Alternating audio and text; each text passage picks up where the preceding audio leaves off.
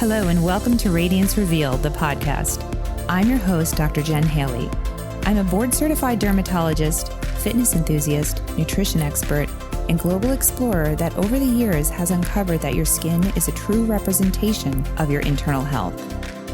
Each week, we will chat with leading health, wellness, and even spiritual experts who will reveal secrets to true health and vitality. My goal is to help you change small habits to give you the power to create a more balanced, aligned, and elevated version of yourself.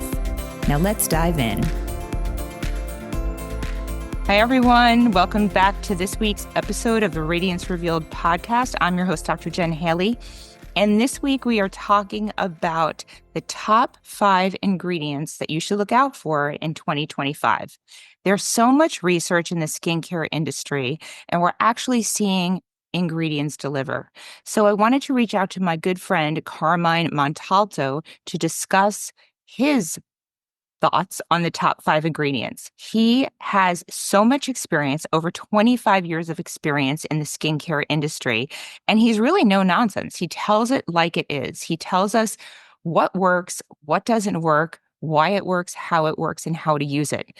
He has a blog, Skin Karma blog, and a podcast where he demystifies perceptions about skincare, and he delivers education on skincare products and beauty products with details about the ingredients, and he breaks down how to use them effectively to optimize your skin health.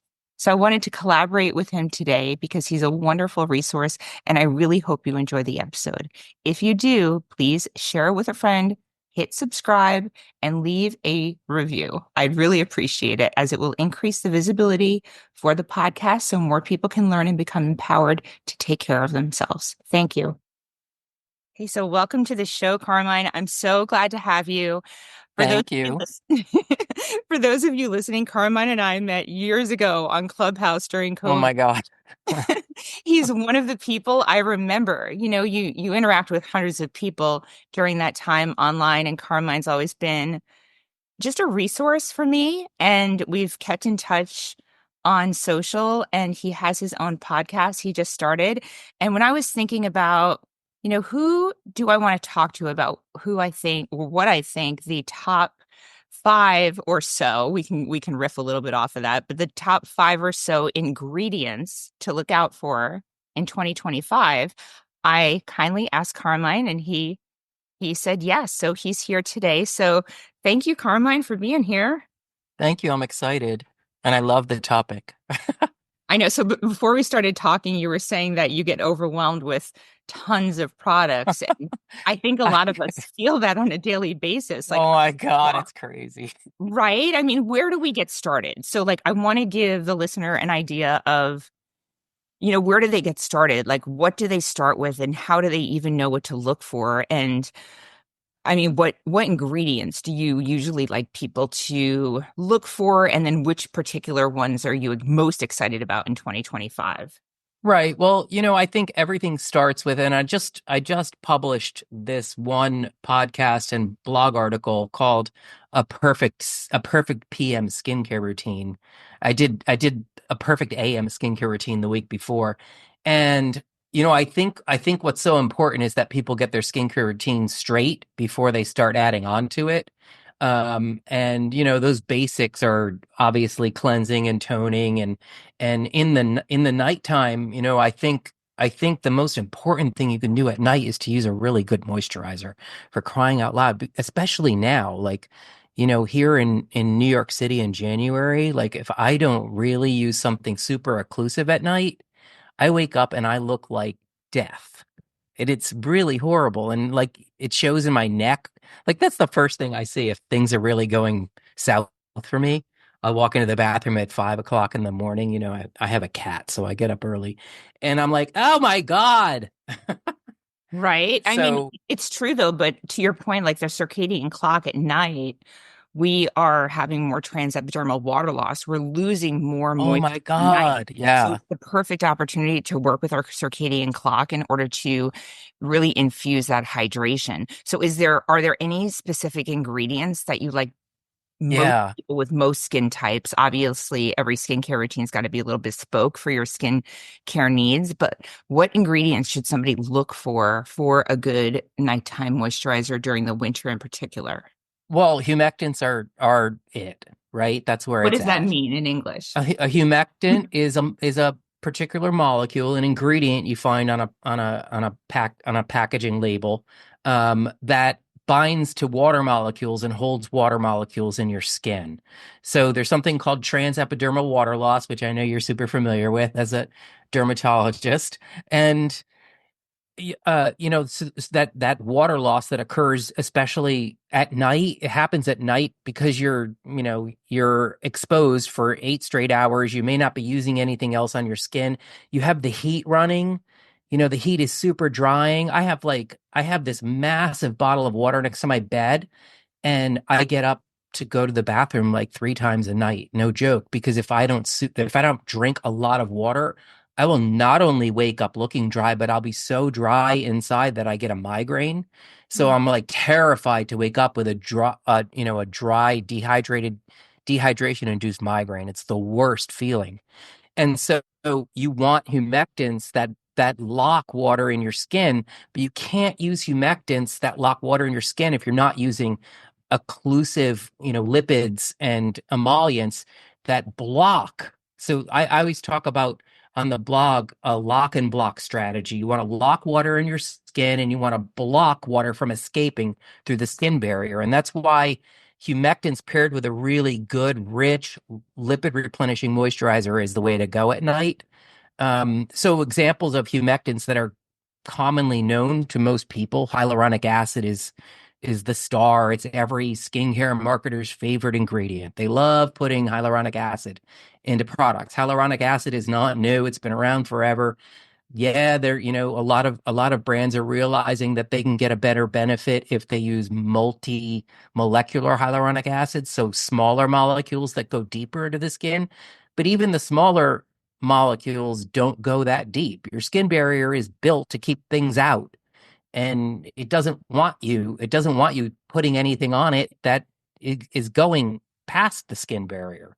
And so the skin's water reserves are deep down in the dermis, and hyaluronic acid isn't reaching down in the dermis.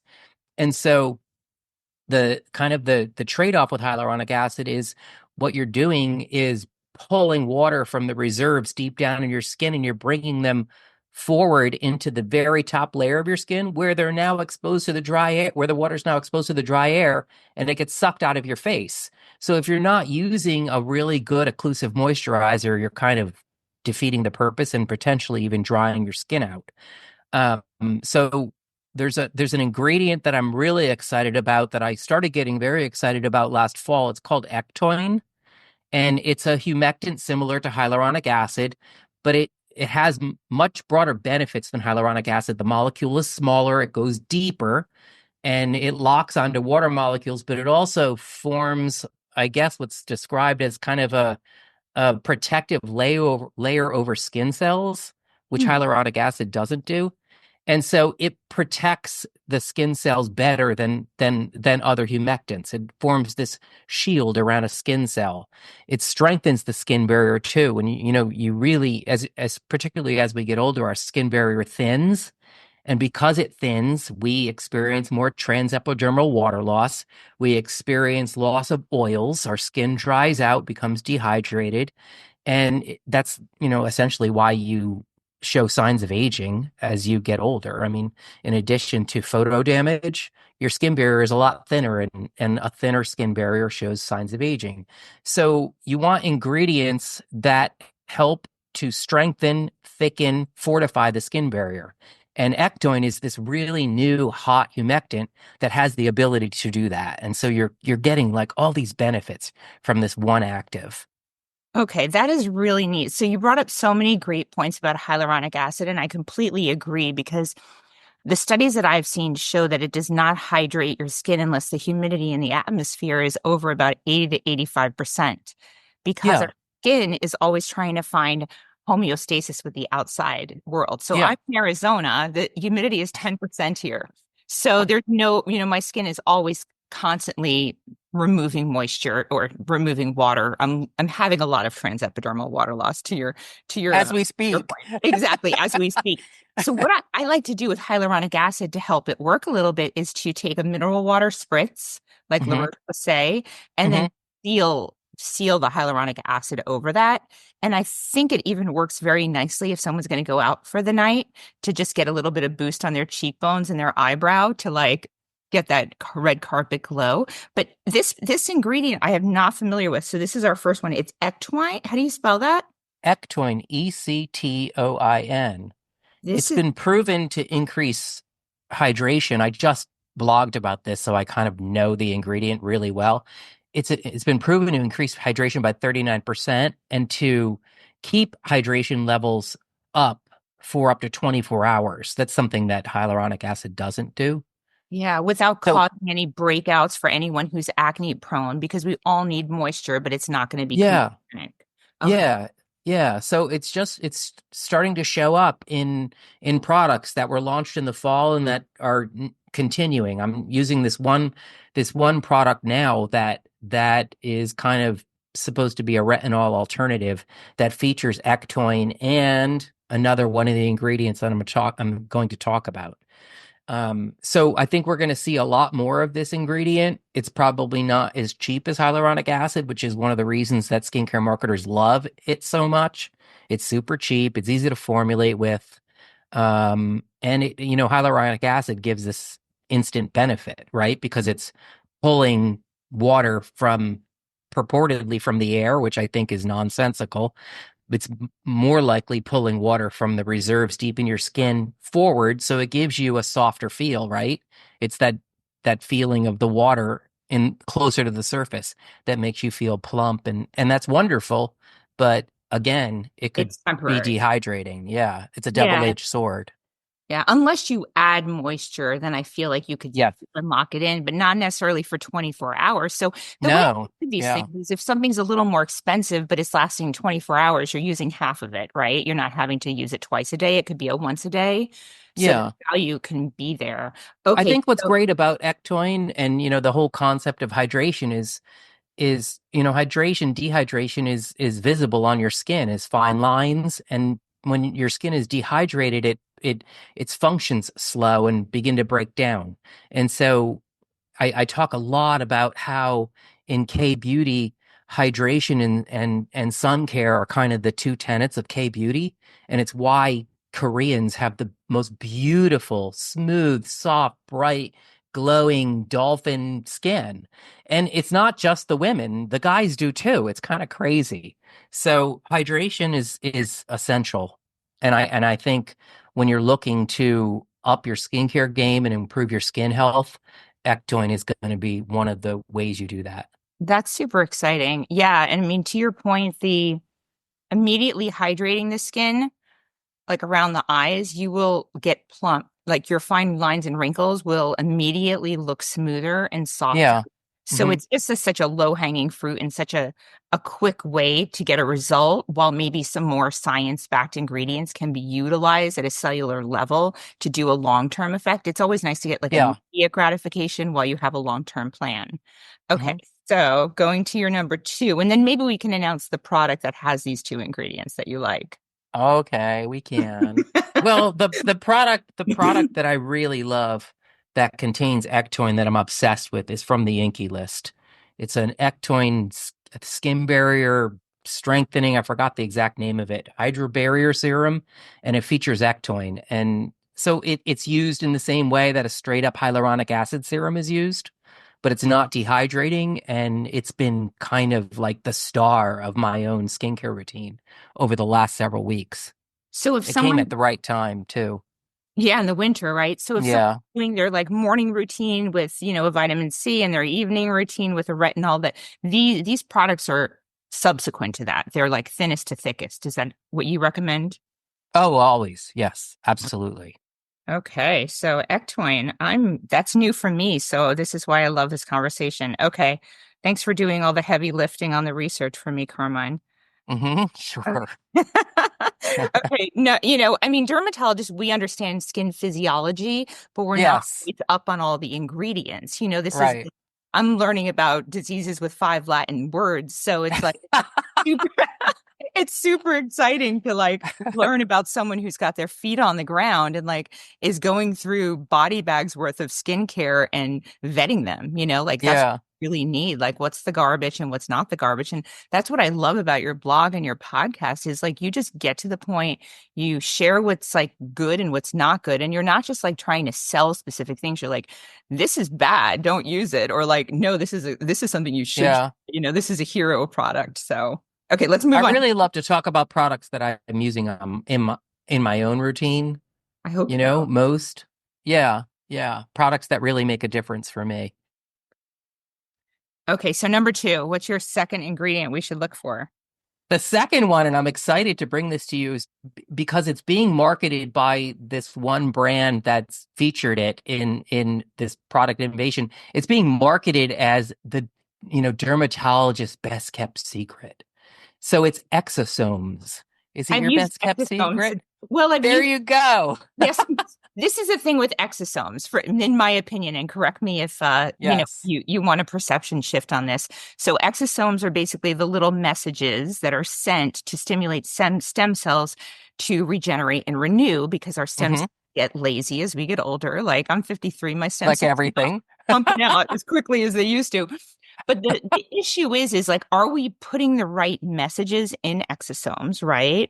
And then are they penetrating? So I've used exosomes with microneedling since 2015, Oh 2016. wow. Okay. And I feel comfortable that when I do split face studies, whether it's laser or microneedling, the healing and the redness and the erythema on the side of the exosomes remarkably better. I like them post procedure. I'm just not sure if they're really doing much with our skin barrier because it's such a good skin barrier at this point. I know a brand name Plated that I like their exosomes. There's another company, Oh, I but need to know. I need to it's know. I need to jot this down. yeah, Plated? yeah, Plated is one of them. There's Okay. another one that I just got some samples of. It's like Exo something or other, but like I'm not sure. I'm not convinced. It's one of these things I cycle in and out when I Mm, feel like I need barrier repair. okay. So this ingredient is now making its way into the consumer marketplace and into topical skincare. This one brand, Skin Fix, just launched an exosome and ectoin. They paired these two ingredients. Balm at Sephora. It's the first exosome treatment that Sephora offers. And I like so that brand. I like Skin Fix. I think they they do a do very such a good good job. job. Hmm. Yeah, it's a phenomenal brand. Their triple lipid peptide cream is like that's my go-to moisturizer in January. I have a few of them, but that's been my skin savior for years. So we're going to be seeing a lot of exosomes in the year ahead. And I think what's interesting about exosomes to me, in terms of what they do for the skin, particularly in topical skincare, is they seem to have a similar benefit to retinol without, and I know that sounds kind of marketing scammy, without the irritation of retinol. But a lot of people are terrified to use retinol because they've been burned literally and figuratively, and mostly because they didn't use it right or they lapsed and they thought I'm an experienced user, but you're not an experienced user because you lapsed. But exosomes seem to do a lot of what retinol does, and stimulating collagen and elastin production, enhancing skin firmness, like strengthening the skin barrier. And we talked about that before. Anytime you strengthen your skin barrier, you're preventing transepidermal water loss, and your skin barrier is better able to defend itself against external aggressors. It reduces inflammation, which you just raised. And so there's a huge need for that in the marketplace. There's a lot of people, whether they're sensitive or not, there's that whole concept. But there are people who do actually have sensitized skin that's red and inflamed. And, there's obviously acne and redness and rosacea and all of that. And so there's a big need, I think, in the marketplace for products that actually do something to treat that or address it. Are you looking at the benefits of exosomes twice a day, or you're thinking like at night instead of retinol? as a once a day? How are you? Well, I actually have been thinking about it in the latter, like as a substitute for retinol. I'm not really like, I feel like my morning routine is set. Like my morning routine is all about protection and prevention, and my PM routine is about correction and, addressing damage, whatever damage there is. But so the morning routine is antioxidants, sunscreen, hydration, moisture. That's Mhm. it. So it's the nighttime routine, where I incorporate peptides or I incorporate these wild growth factor serums, which we're going to talk about in a second, and retinol, obviously, and then the exosome, this one balm I've been using. So yeah, nighttime. Okay, so if someone wanted to, I think now actually is a great time of year to start playing with the exosomes, like because retinoids are hard to tolerate when it's dry because they loosen Yeah, yeah. cornea sites and it comes across as more dry or irritation. Either doing it maybe like the retinoids, I have people drop them down to twice a week, or even Hmm. take a pause and maybe start doing exosomes. I don't want anyone walking away from this being confused and like, oh, now I have to have 100 more products, So we still Right, keep it absolutely. like four things in the morning, four things at night at the very most, depending Is on. that the limit? 4 and 4? That's what I like. I like to do like three to four, usually like a cleanser plus or minus a toner, depending on, excuse me, your skin type. Then Hmm. like an antioxidant or, vitamin C type of product in the morning to Yes.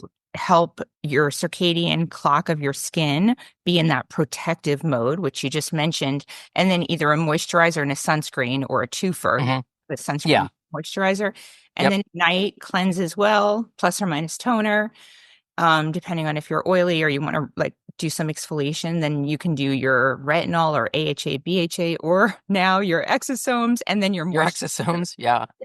And then hydrate, hydrate, hydrate at night. It's like just like the old cold cream in the 50s. Like, really, there was a thing to that, like do Oh, it. absolutely. And Vaseline in the 70s. And Mhm. there's that whole trend with slugging from 2 years ago where young people were putting Vaseline on their faces. And it's just gross to me. It's slimy. It gets on the pillow, but the concept is ideal. Yeah, we Nothing's have getting better. through Vaseline. I know we have better things than that, We though. have better things than We do. Vaseline. We do. Maybe not at that price point, but yeah. That's a fact. That's a fact. But yeah, that's a fact. Okay, so we've got our ectoin, we've got our exosomes. What's number three, Carmine? Growth factors. Growth factors are experiencing, I think, their time in the sun now. The growth factor serums have been around for several years, but they're really, really starting to come into play. And there's just a lot of these products. I think I mentioned that every year I'm a judge in the Beauty Matter Next Awards, and in the product innovation category. And this past summer, I can't even tell you how many entries in this in growth factors there were in the awards and for consideration. It was crazy, and I'm like, whoa, this is the big trend. And what do they So, do? What exactly do growth factors do? And like who should use them? Because I know the OG of growth factors is like TNS serum from Skin Medica like 20 years ago. oh yeah, From and circumcised male. BioEffect, right? BioEffect from Iceland. Oh Yeah, my I don't God. know, right? They're a long time ago, and Yeah. it comes from circumcised male foreskin, the TNS essential. So I don't know. Were you breaking news with that or? I know it's one donor, and they just clone it. It's actually fascinating, but since exosomes kind of came to be, they're Mhm. declaring that there's also exosomes in these growth factors as Oh well. my God. It's All it. of these like really like sciencey actives that the in the consumer marketplace you can't really make any claims Mhm. that they do anything when in fact they do. And I love, like, when I'm working on a product and I get to meet with the scientists or the people who invented the molecules, and they come to me with all of this information that I know I'm never going to be able to talk about, right? Like, I was working years and years ago on Strivectin. Remember that brand I with their do, yeah. stretch mark cream? Hmm. And I met with the founders of the brand and the inventors of their proprietary molecule. And they were talking about how deep it goes into the skin, much deeper than niacinamide does. And it's a variation on niacin, and it goes deep down into the dermis where it repairs DNA. And I'm like, this is amazing. I'm never going to be able to say that on packaging, and it will never come out in marketing materials, but that's probably why the product did something, right? Why you actually saw a real benefit. So to answer your question, growth factors are signal proteins naturally occurring in our skin, and they play a role in cellular communication and regeneration, like to put it simply. Um, and so they're vital in terms of skin health and your cellular matrix. They do a ton of stuff. Like again, back to when we're talking about exosomes and how they do a lot of similar things to retinol, growth factors stimulate collagen and elastin production. They, assist in facilitating wound healing, tissue repair, like all kinds of stuff that has to do with skin regeneration. And I think what's so great about skincare science today is that there's a lot of really, really legitimate innovation that's really doing something for our skin. Where, I've been in this business a long time. I got my start as a cosmetic department manager like a million years ago in LA. And I joked that nothing really did anything. It was all like hocus pocus and marketing spin. And there's that, don't get me wrong, that still exists. That's everywhere. It's pervasive. But there's actually legitimate science now. If you can weed through all of that, you can find legitimate science and legitimate ingredients like growth factors, ectosomes, and ectoin that really do enhance your skin health. And retinol, of course, right? Retinol's always been legitimate. And then to me, sunscreen has always been underplayed. Beauty brands look at it as a commodity. Let's not even bother talking about it. And Hmm. sunscreen is the best anti-aging product in your routine, period. So this is what excites me. Like there's a lot of really legitimate skincare actives now being used at active levels in products that really do something for your skin.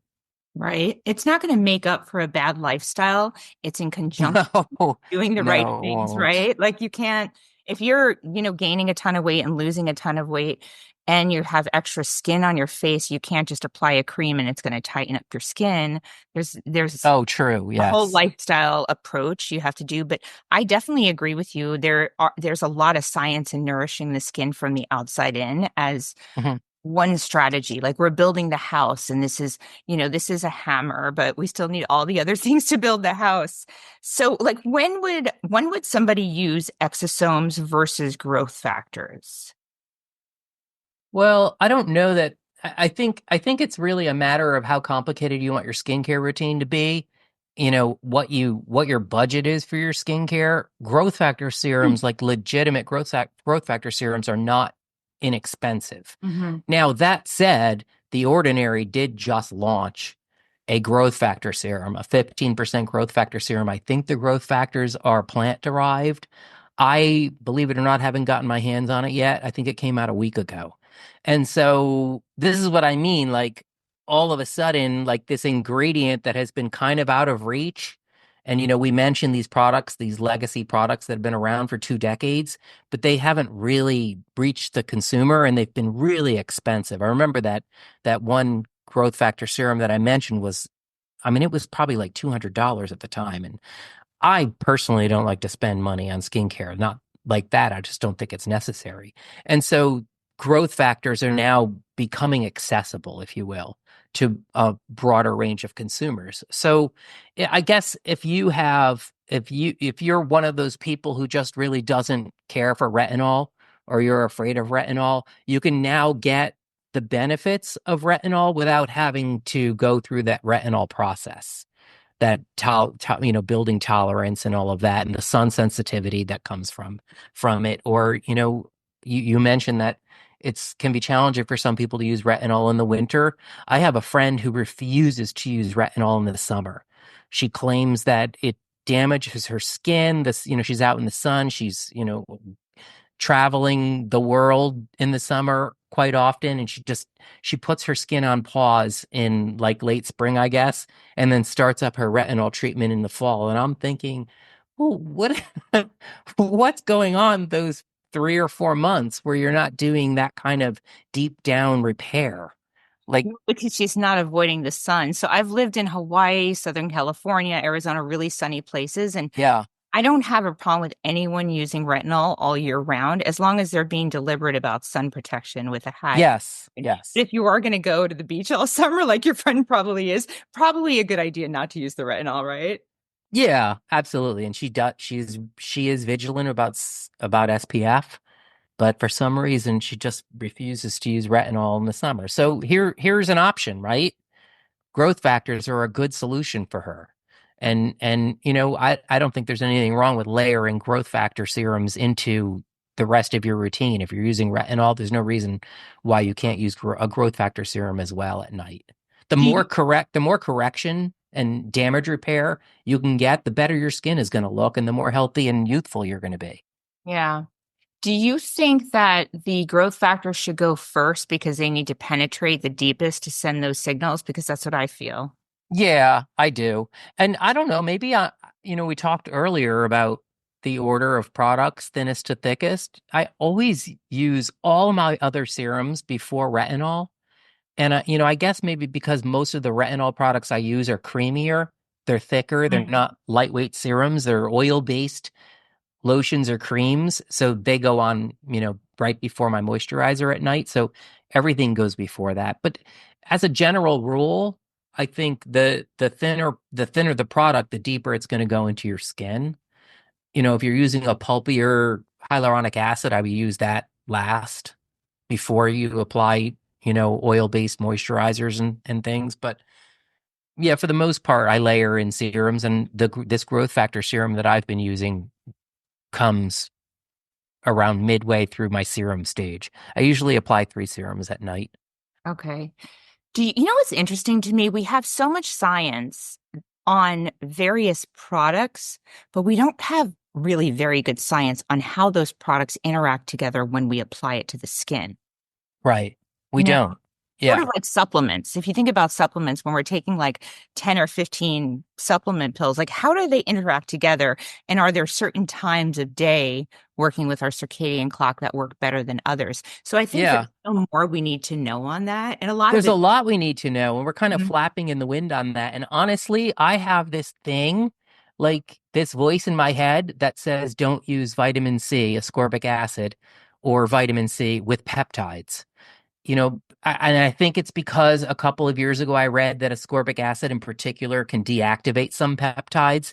And ascorbic acid is notoriously unstable. It's Mhm. unstable in a bottle. Why wouldn't it be unstable in my skin? So I just got in the habit of using peptides at night and ascorbic acid or vitamin C serums in the morning. And that's kind of the way my skincare routine is set up anyway. Like I said, prevention in the morning and then correction and, Renewal at night. renewal at night. Yeah, which Yeah, is and that peptides. is what our body is doing. It's in the stage of renewal. So we're just supporting it with skincare. Same with growth factors. You don't want to use like an AHA, BHA with growth factors. It can Oh, make, see, there you go. yeah, so interesting. But there's very little we know. You know what I mean? Very little. Like, how do I know? I use a BHA toner at night. But it's I dry. don't know. Probably Yeah, dry. it is. It's dry by that point. Mhm. But you don't know. Like, no one tells us that. No one even researches that. Maybe no one's it doesn't benefit them to research it. It doesn't benefit a skincare brand. They don't want you to know that this product might be deactivated if you use something else with it. That's So why I always think who's like going to do that research? Somebody needs to do that research. that's why I always think, we're giving good information, but at the end of the day, anyone listening, you try it and then you check in with your own intuition and how does it work for you? Like, how does it Yeah. work for you? That's what matters. So I just want to ask you, I don't know if this is one of your top five. I don't think it is, but going to the retinoid point, what are your thoughts on bakuchiol? Oh, I think it's kind of nonsense. Thank you. So do I. Because Oh, okay. when it first came out, everyone's like, It "Ooh, was all the rage. yeah, it's a natural retinoid, and It works on the same it pathways as doesn't work." retinol. I I don't think never saw a single claim, a single clinical result that said that bakuchiol boosted, whatever, or diminished the appearance of lines and wrinkles by X%. And it was compared to a retinol serum that did it by X%. And the difference was that bakuchiol caused no irritation. It was all marketing claims and consumer perception. I can't stand consumer perception studies. And so, so there's my answer. Bakuchi all, I'm schmoochie with all. you on that way. I'm so glad because people often recommend it. And I think I've tried it, I've used it on multiple people, and I've been very unimpressed. So, as much as I'd Yeah. love to have something from nature be magnificent, I think we get ideas from nature and then we can refine it and make it actually active, and that's just not one I recommend. So I'm glad to hear that we're on the same page as each Yeah, it other. was like, it's like a lot of things. It was built up by skincare marketers, Mhm. and they drive that, and then there's a big story about blah blah blah blah blah, and everybody runs with it, and it's never been true. The whole thing, we were talked about hyaluronic acid earlier. There's what's that one ridiculous claim that it holds 1,000 times its weight in water. I did finally research it, and it's not true. It does If not you hold a apply thousand it as a times its weight in filler, water. if you Yeah, put the you can filler in apply the it as a lips, filler. Yeah. it'll Yeah, swell you exactly. really well. You'll get really swollen. I mean, you have to put the water on your face. I like an HA moisturizer, but I have people spritz with a prebiotic, probiotic water and Mm, seal it in. But like if you have no water on your face, it's just going to to your point, draw the water out from yes. layers and Yeah. dehydrate you. So you need to have moisture. That's a good point too. I talk a lot about how the face is similar to a sponge. And Hmm. if you have water on a counter and you get a dry sponge, it's really slow to absorb the water. But if the sponge is damp, it pulls the water off that counter much quicker, Yeah. because it's drawing them in. So I make sure that my face is always damp somehow with a spritzer or whatever.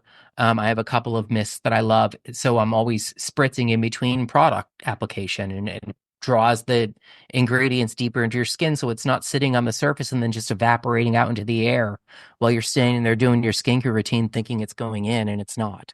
Yeah, I love that. I love that. Okay, let's move on to number four.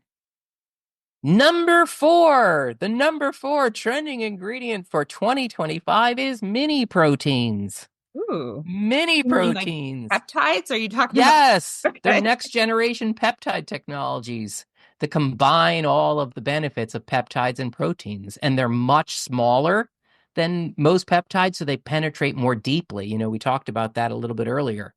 And they have this structure apparently that meshes better with receptors in the skin, a lot like proteins do. And so these are coming in the months ahead. Maybe it'll be longer than that, but mini proteins I think we're going to hear a lot about, and they're an alternative to peptides. Okay, so peptides are amino acid chains that are less than 50, and then a protein is more than 50. So what's a mini protein? Is that just Maybe based broken down like a nano protein. like an Yeah. oligopeptide or like just Yeah, like perhaps. okay. And do they like modify the molecules so it has more penetration? I'm not sure. I'm not really sure about that. I just know that this is something that's coming and it's So going to they be super cool. The thing is, like, peptides have been around for a long time and really pervasive, but there's new peptides constantly coming onto the market, like newly invented peptides, and I love that. And actually the last one is related to peptides, but I think skincare brands and consumers are expecting more from their products to deliver better benefits, and so it's constantly pushing the technology forward, and that this whole peptide thing I think is just building, and it continues. So peptides are basically little signals to turn on collagen production and elastin production. And I usually find them in like moisturizing creams. Are there other formulations that you're finding these to be beneficial? Yeah, I like to use peptides in serums, in Okay. peptide serums. So where would you use that in your skincare regimen? At night in the serum phase. So again, thickest to thickest, thinnest to thickest, I have a peptide serum that I love from Paula's Choice. She came out with it a couple of maybe 2 years ago, a year and a half ago. Which brings me to the last hot ingredient in that is collagen boosting peptides. So specifically peptides that are focused on boosting collagen. And I think it's so funny. Like this conversation about collagen has been going on for years. And I think there was maybe 2, 3 years ago where it was really hot to make collagen creams, like creams that actually had collagen in them. I mean, come on. Collagen doesn't penetrate the skin barrier. No. Like, right. Like, but nobody was saying that. And so again, I you did. That have. was in this week's podcast, actually. Oh, there you go. There you go. So if you want to boost your skin's collagen levels, the way to do that is not to apply collagen to your face. It's to stimulate collagen production from within, either in, supplements. I take a collagen supplement in my protein shake every morning, or by applying something that boosts collagen production. And everything we've really talked about, growth factors help do that. Retinol helps to do that. Exosomes help to do that, and collagen boosting peptides help to do that. And you can talk about why collagen is so important to your skin and how the loss of collagen later in life is just a disaster for the appearance of your skin. hmm And then also to your point about the sunscreen being, it's not a it's not a sexy product. Yes. Help prevent the collagen from breaking down. So we want to really attack these things twofold. We want to slow down the rate of collagen deterioration over time, hmm and hmm then help the body produce more collagen over time as it gets lazy through all of these amazing ingredients you talked about. So, with the collagen boosting peptides, are there certain names that we should look for on the label? Because that gets really confusing. Yeah. Yeah, Matrixyl 3000 has been around forever. You can get Matrixyl 3000 serums. When you see Matrixyl 3000 in an ingredient list or in, the front face of a package, that's a good product. That peptide complex is tried and true, proven, incredible clinical results on it. Copper tripeptides, they've been around forever, also super effective. I think copper tripeptides that's the one that gave me PTSD when mixed with vitamin C. It gets deactivated. I think that's the one that caused me to separate them by 12 hours. Palmitoyl tripeptide 1 and 7. Those are really good collagen boosting peptides. There's a peptide, a few peptides. I think there's 6 peptides, collagen boosting peptides in that Paula's Choice serum I talked about, the collagen booster. I think it was called tridecapeptide. Trideca, like, is Greek maybe for 13. I don't know. But that's a hot new collagen boosting peptide. And look, it doesn't sound new and super sexy, but I think brands are finally, pushing the science forward, and scientists are obviously pushing that onto brands to Yeah. legitimize the efficacy of their products. So it's less marketing spin and more results. I agree. And we're learning more and more about the mechanism of action to help support the body create more collagen. Um, So, one thing I want people to understand if you're listening is that you will get an immediate result from any moisture. Like Carmine mentioned in the beginning, the more you hydrate your skin, the fine lines and wrinkles are going to look softer and smoother immediately. But when we're talking about creating new collagen, it takes the fibroblast cells about 3 months minimum to stimulate new collagen production. So you don't want to be switching around products all the time. You want to stick with something for 3 months to determine if that's really giving you the effect that you want. That's a good point. Consistency, right? Yeah, because we if we trust the science, the collagen takes 3 months to form. So if we're trying to create more collagen, we need to give it a full 3 months. Yeah, that's such a great point. It's the same with retinol. And vitamin C, vitamin C helps to stimulate collagen production. All of that. You need to use that stuff consistently. And Yeah, it's challenging. A lot of consumers, like, they use products consistently, but unfortunately, many times they use products that don't do anything consistently because they latch onto it or it feels good on their skin. I won't name names, but there's one notorious $200, $300 cream that's been on the market for 2-3 decades that does nothing except perform an occlusive benefit that makes your skin feel soft and moisturized and helps it retain water. But that's all it does. And there's nothing wrong with that, but you you can shouldn't pay name it. $300 for that. You can Creme name de la mer. Okay. Thank you. I know. So, I mean, to your point, though, like more expensive doesn't necessarily mean better, but I do. At all. At Yeah, but all. to a degree, like if a product is novel and a company, like created that product, it's going to have a patent on it that might, have a price tag on it for a period of time until it For becomes sure. more Yeah. universally available. Okay, so while I have you, I know this wasn't part of the podcast, but I just want to ask you a quick question because you have such a Yes. wide range of knowledge, and I get a lot of questions from people on like what makeup is safe for acne-prone skin and the cleaner brands of makeup. Can you maybe give like 3 or 5 brand names? Because I know that you do hair, nail, like hair, makeup, skin, all of that stuff, and Well, everyone I know that out there might there's know. those two really hot makeup brands at Sephora. I think one is pronounced Ilia, I use and the that. other one, yeah, there you go. And the other Good. one I is did a good Is it job. pronounced? Is it Sai Saie? Oh, I don't know that one. Okay. Yeah, those seem to be, to me, the two standout, clean, really good for your skin makeup brands, and consumers love those. Users of those products swear by them. Thank you. That's great because even like on my dermatology forums where there's 6,000 of us, we don't know these answers and we get asked these things all the time. So that's why I love collaborating with, people like you that are Yeah, like, right yeah. there in it all and you can just, give us the Well, we truth. learn from each other. Exactly, exactly. Okay, is there anything that I did not ask that you want to add before you let people know how they can find you?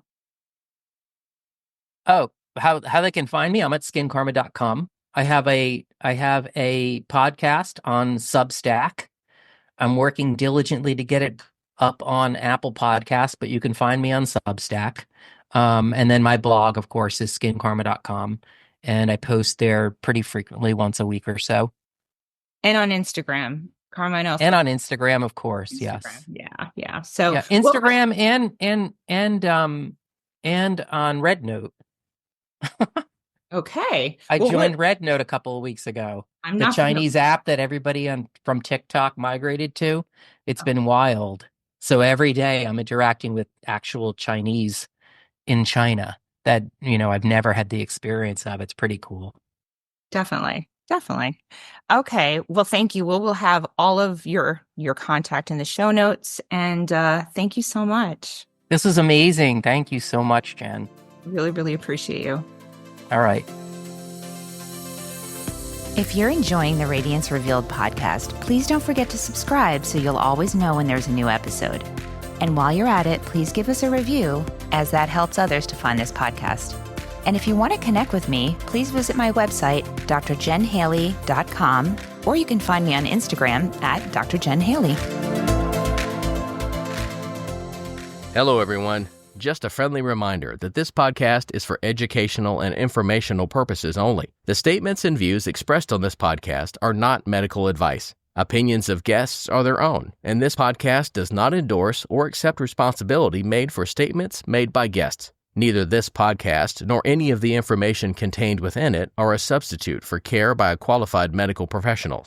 This podcast is provided with the understanding that it does not constitute medical or professional advice or services. If you are looking for help in your journey, please seek out a qualified medical practitioner.